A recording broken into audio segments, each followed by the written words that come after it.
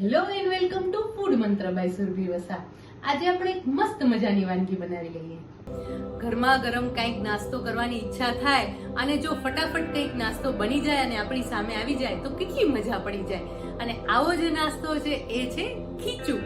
Yes, ખીચું હંમેશા 10 મિનિટમાં તૈયાર થઈ જતો હોય છે. અને જ્યારે આપણે ઘરે બનાવીએ ને ત્યારે એવું થાય છે, મોટાભાગે આપણે ઘરે બનાવતા જ હોઈએ છીએ, પણ ઘણીવાર એવું થાય કે લોટમાં ગાંઠા પડી જાય છે, ક્યારેક બહુ ડ્રાય થઈ જાય છે, ક્યારેક બહુ જ વધારે ઢીલો રહી જાય છે. આવા ઘણા બધા પ્રોબ્લેમ્સ આપણે ખીચું બનાવવામાં થતા હોય છે. અને જ્યારે બારે ખાઈએ ને ત્યારે એમ થાય કે આહા કેટલું મસ્ત ખીચું બન્યું છે ને. તો આવો જ ખીચું આજે હવે તમારા ઘરે બનશે. અને કઈ રીતે ખબર છે? આજે હું અલગ મેથડથી તમને ખીચું શીખવાડવાની છું. અને એ મેથડ કઈ છે એ તમારે જોવી પડશે. તો ચાલો હવે આપણે શરૂ કરી દઈએ. આજે આપણે અલગ રીતે ખીચું બનાવી રહ્યા છીએ. સૌથી પહેલા તો આપણે પાણી ગરમ કરી લઈશું. અત્યારે મેં 1 કપ લોટ લીધો છે, તો એની સામે હું 2.5 ગણું પાણી લઈ રહી છું. એટલે કે 2.5 કપ હું પાણી લઈશ, એટલે 2.5. પાણીનો આધાર ચોખાના લોટ પર રહેલો છે. જો ઘણી વખત ચોખાનો લોટ જે છે એ વધારે પાણી પીએ છે અને ઘણી વખત ઓછું પાણી પીએ છે. તો સૌથી પહેલા તો આપણે 2.5 કપ પાણી લેવાનું છે અને પછી જો જરૂર લાગે તો આપણે એમાં ફેરફાર કરશું. અને એ ફેરફાર કઈ રીતે કરવા એ પણ હું આજે તમને સમજાવીશ. કારણ કે ઘણી વખત એવું થતું હોય છે કે ક્યારેક જે છે એ ખીચું બનાવીએ ત્યારે જ ખબર પડે કે આ લોટ છે વધારે પાણી પીએ છે અને ક્યારેક આ લોટ છે ઓછું પાણી પીએ છે. તો શું કરવાનું, તો એ આપણે બનાવતી વખતે જોઈ લઈશું. હવે આ પાણીને આપણે ઉકળવા દઈશું. એમાં આપણે 1 ટીસ્પૂન જીરું ઉમેરવાનું છે. જ્યારે પણ ખીચું બનાવો ત્યારે એની અંદર જીરાની જે ફ્લેવર છે એ બહુ જ સરસ લાગે છે. ઘણા લોકો અજમો પણ ઉમેરતા હોય છે, એટલે જો તમને ગમતું હોય તો તમે 1 ટીસ્પૂન જેટલો અજમો પણ ઉમેરી શકો છો. હવે એની અંદર લીલા મરચાંની પેસ્ટ ઉમેરીશું. 1 ટીસ્પૂન લીલા મરચાંની પેસ્ટ ઉમેરવાની છે. 2 ટીસ્પૂન મીઠું ઉમેરી લઈશું. હવે આ પાણીને આપણે ઉકળવા દેવાનો છે. ઘણા લોકો આની અંદર પાપડીઓ ખાર ઉમેરતા હોય છે અને ઘણા લોકો સોડા પણ ઉમેરતા હોય છે. હું અત્યારે પાપડીઓ ખાર ઉમેરીશ, એટલે કે ખારો પાપડીઓ ઉમેરીશ, જેના કારણે લોટ છે સરસ રીતે ચડી જાય છે અને એનો પણ એક અલગ સરસ રીતે સ્વાદ આવે છે. અત્યારે આપણે લગભગ 5 ટીસ્પૂન ખારું પાપડીઓ ઉમેરીશું. આની જગ્યાએ તમે નોર્મલ જે સોડા આપણે રૂટીનમાં વાપરતા હોઈએ છીએ એ જ સોડા તમે ઉમેરી શકો છો. હવે આ પાણીને ઉકળવા દેવાનું છે.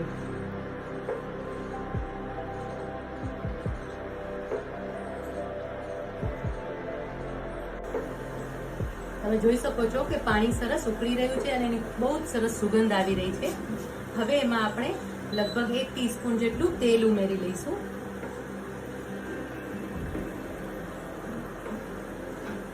હવે આ પ્રોસેસ થઈ ગઈ છે. હવે આના પછી આપણે મોટાભાગે શું કરતા હોઈએ છીએ કે આની અંદર આપણે લોટ ઉમેરતા હોઈએ છીએ અને લોટ ઉમેરી અને સરસ રીતે હલાવતા હોઈએ છીએ. પણ આમ કરવાથી ઘણી વખત ગાંઠા પડી જાય છે અને જેના કારણે જે ખીચું છે એ બહાર જેવું તૈયાર નથી થતું. તો હવે શું કરવાનું છે કે આટલું થાય પછી આપણે ફ્લેમ ઓફ કરી દેવાની છે અને આગળની પ્રોસેસ આપણે કરવાની છે. હવે આપણે બીજી એક કઢાઈ લઈ લઈશું. આની અંદર આપણે લોટ ઉમેરી દેવાનો છે અને અત્યારે જ્યારે પણ આપણે લોટ લેતા હોઈએ ત્યારે ફ્લેમ ઓફ રાખવાની છે. હવે એની અંદર હું 1 કપ ચોખાનો લોટ લઈ રહી છું.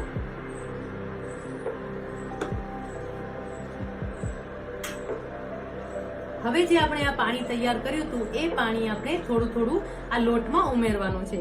આપણે મોટાભાગે એવું કરતા હોઈએ છીએ કે પાણી હોય એની અંદર આપણે થોડો થોડો લોટ ઉમેરતા હોઈએ છીએ, જેના કારણે ગઠ્ઠા પડવાના ચાન્સીસ વધી જાય છે. પણ જો તમે આ રીતની પ્રોસેસ કરશો ને તો જે ખીચું બનશે એ બહુ જ સ્વાદિષ્ટ બનશે અને એમાં જરા પણ લમ્સ પણ નહીં રહે. હવે આપણે થોડું થોડું પાણી એની અંદર ઉમેરતા જઈશું અને મિક્સ કરતા જવાનું છે. અને આ જે પ્રોસેસ છે એ ફ્લેમ ઓફ કરીને જ કરવાની છે, જેથી કરીને ગઠ્ઠા બધા જ સરસ રીતે ભાંગી પણ જાય અને જે લોટ છે એ સરસ રીતે મિક્સ થઈ જાય.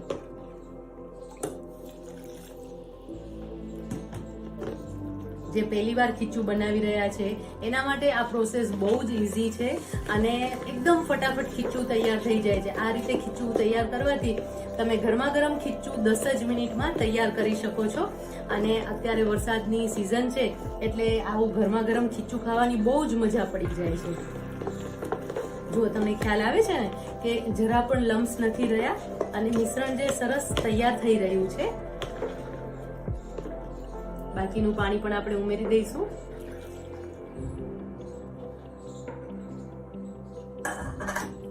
જો હવે આ સ્ટેજ પર તમને એવું લાગતું હોય ને કે મિશ્રણ ઢીલું છે તો કંઈ જ વાંધો નથી, કારણ કે હજી આપણે આ મિશ્રણને થોડું કૂક કરવાનું છે. પ્રોપરલી પહેલા તો મિક્સ કરી લઈશું આપણે. અને ફ્લેમ ઓફ હોવાના કારણે શું થશે કે જે મિશ્રણ છે એ તરત ને તરત ઘટ્ટ થવાનું સ્ટાર્ટ નહીં થઈ જાય, એટલે તમે એને સરસ રીતે મિક્સ પણ કરી શકશો અને બધા જ લમ્સ છે એ બધા તૂટી પણ જશે અને મિશ્રણ એકદમ સરસ તૈયાર થઈ જશે. હવે આપણે ફ્લેમને ઓન કરી લઈશું.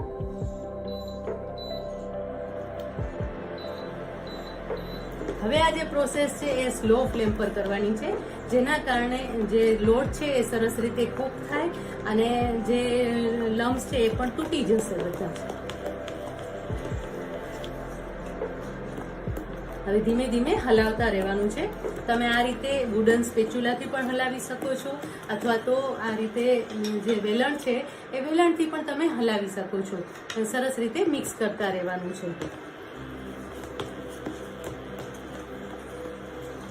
છે ને એકદમ નવી રીત ખીચું બનાવવાની. જો આ રીતે તમે ખીચું બનાવશો ને તો ખીચું એકદમ ઇઝીલી અને મસ્ત બાર જેવો જ તૈયાર થશે. તમે એને પાપડીનો લોટ કહો કે ખીચું કહો, બધું એક સરખું જ બને છે. સરસ રીતે હલાવતા રહીશું આપણે.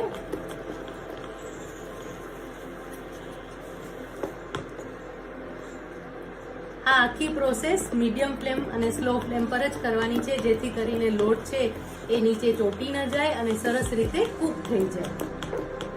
ધીમે ધીમે મિશ્રણ ઘટ્ટ થવા લાગ્યું છે.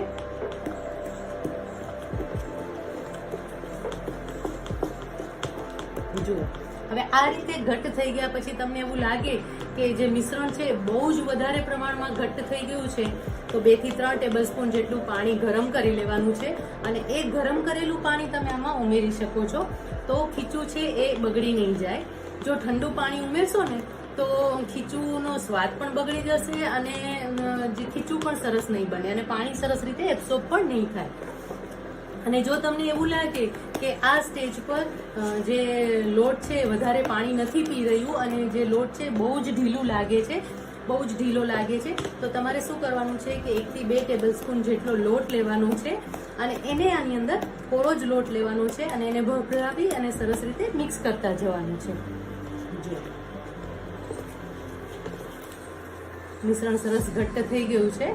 હવે આ મિશ્રણને આપણે સ્લો ફ્લેમ પર ઢાંકીને લગભગ 3 થી 4 મિનિટ સુધી રહેવા દઈશું. ઘણા લોકો એવું પણ કરતા હોય છે કે આ જે મિશ્રણ તૈયાર થાય એને ફરીથી બાફી લે છે, સ્ટીમરમાં સ્ટીમ કરી લે છે. પણ જ્યારે તમે જો ખીચું આવી રીતે બનાવતા હો તો સ્ટીમ કરવાની કંઈ જ જરૂર નથી. તમે એને સ્લો ફ્લેમ પર ઢાંકીને મૂકી દો તો પણ ખીચું સરસ તૈયાર થઈ જશે, એટલે કે લોટ સરસ રીતે ચડી જશે. અને ઘણા લોકો એવું કરે છે કે તવી મૂકી અને તવી પર આ જે પેન છે એ મૂકી દેતા હોય છે, કઢાઈ મૂકી દેતા હોય છે. હવે આપણે આ મિશ્રણને સરસ રીતે ધીમા તાપે કૂક થવા દઈશું.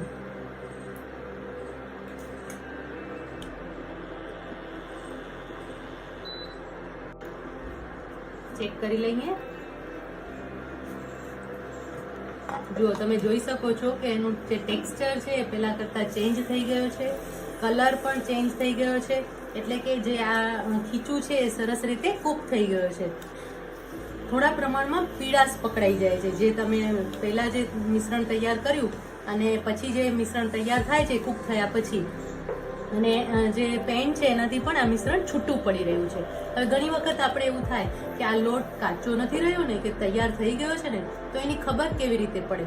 તો જો આ રીતે થોડા પ્રમાણમાં લોટ લઈ લેવાનું છે અને તમે એને જે ખીચું તૈયાર થયેલું ખીચું છે એને લઈ લેવાનું છે અને આ રીતે એને એક પ્લેટમાં મૂકી દેશો ને અને પછી તમે જરા ઠંડુ થાય એટલે ચેક કરશો તો જો હવે આ ગોળા જેવું વળી ગયું છે અને ખીચું છે એ સરસ રીતે તૈયાર થઈ ગયું છે. દેખાય છે ને તમને?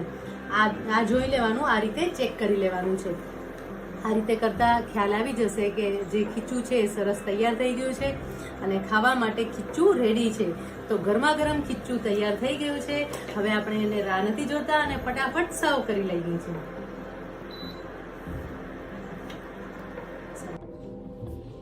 ગરમા ગરમ ખીચું તૈયાર છે. આપણે એને સર્વ કરી લઈએ. મસ્ત મજાનું ખીચું દેખાઈ રહ્યું છે અત્યારે તો, અને ખાવાની ઈચ્છા થઈ જાય ને એટલું સરસ ખીચું બન્યું છે. અને આ વરસાદની સિઝનમાં તો આવું ખીચું જો મળી જાય તો જલસો પડી જાય. તમે જોઈ શકો છો કે 1 કપ મેં લોટ લીધો તો એમાંથી કેટલું બધું ખીચું જે છે એ કેટલા પ્રમાણમાં તૈયાર થયું છે. એટલે ઘરે તમે ઇઝીલી આ ખીચું બનાવી જ શકો છો. ખીચું તૈયાર છે. હવે આપણે થોડું તેલ ઉપર લઈશું.